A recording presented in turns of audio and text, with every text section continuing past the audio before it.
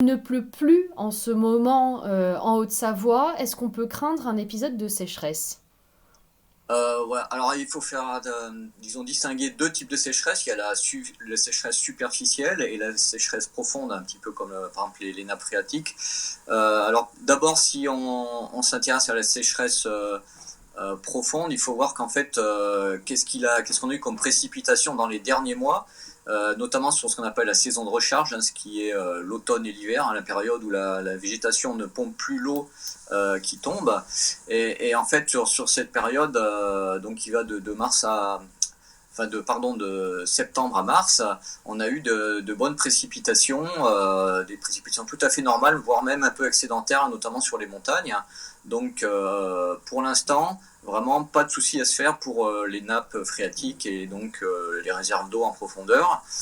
Par contre, c'est vrai, comme on n'a pas eu de pluie, quasiment pas de pluie depuis plusieurs semaines, eh bien, on a une sécheresse actuellement de surface.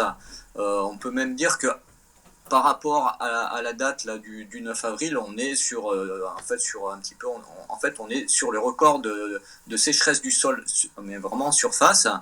Mais sachant que bien sûr, ça correspond à la, à la, à la date d'aujourd'hui et que bien sûr, en été notamment, on peut tomber sur des valeurs de sécheresse superficielle qui sont beaucoup plus importantes. Alors, quelles sont les conséquences? Alors les conséquences, c'est que donc là, il y a la végétation qui est en train de se mettre à pomper de l'eau dans cette partie superficielle du sol, et donc elle va avoir tendance à manquer un petit peu d'eau. Donc pour l'instant, dans les zones d'altitude, ça commence tout juste à démarrer, mais c'est plus dans les zones basses, hein, que ce soit sur du côté du Léman ou sur toute la région d'Annecy, la végétation a vraiment commencé à pousser et donc elle manque un petit peu d'eau pour l'instant. Tant que le sol ne devient pas trop sec, il n'y a pas de souci. Donc la végétation profite un petit peu de cette eau qui reste encore un petit peu, notamment un petit peu en profondeur.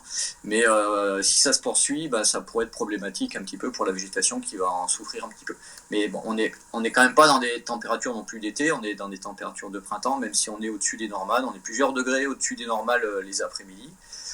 Ça va chauffer encore un petit peu plus d'ailleurs jusqu'à samedi, mais après on a quand même une baisse de la température dimanche et surtout en début de semaine prochaine qui va faire un petit peu de bien sans doute à la végétation, au moins temporairement, même s'il n'y a pas vraiment de pluie, il y aura peut-être quelques précipitations ou quelques averses localisées, mais disons que la baisse de température ça va limiter l'évaporation et donc la végétation souffrira sans doute un petit peu moins.